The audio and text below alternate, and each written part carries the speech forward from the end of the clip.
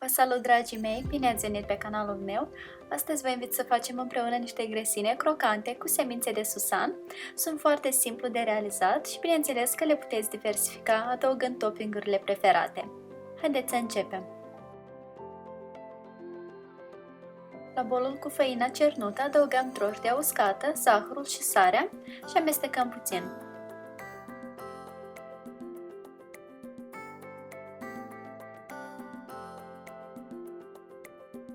Adăugăm apa călduță și amestecăm un pic până făina absorbe lichidul, după care vom adăuga uleiul de măsline.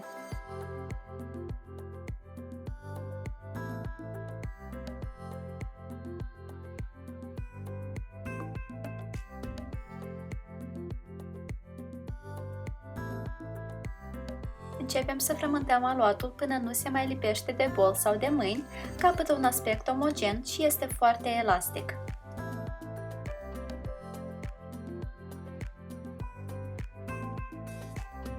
Acoperim bolul cu o folie alimentară și lăsăm aluatul să se odihnească timp de 30 de minute.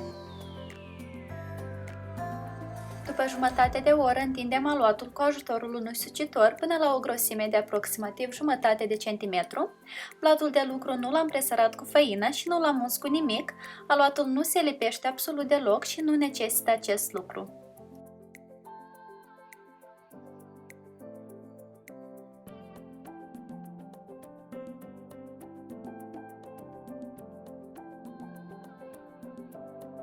În continuare vom lua o hârtie de copt și vom presăra puțin grij.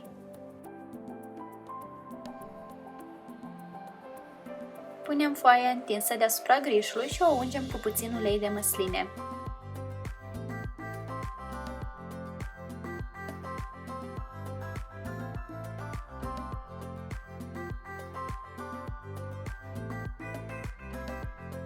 Acoperim foaia cu o folie alimentară și vom lăsa din nou aluatul să se odihnească, de data aceasta pentru o oră.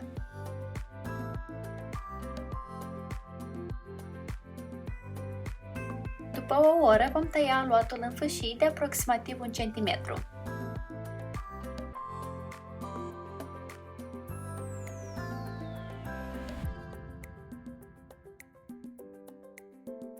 Transferăm fiecare fâșie pe o tavă tapetată cu hârtie de copt și o răsucim ușor ca în felul următor.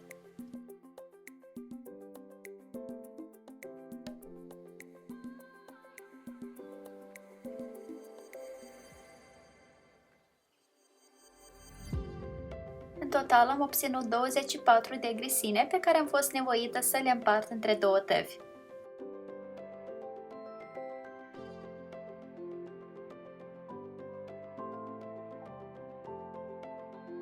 Ungem grăsinele cu ulei de măsline și le presărăm cu semințe de susan sau orice alt topping preferat sau aveți la mână. Le puteți face cu parmezan, ierburi aromatice, alte tipuri de semințe și așa mai departe.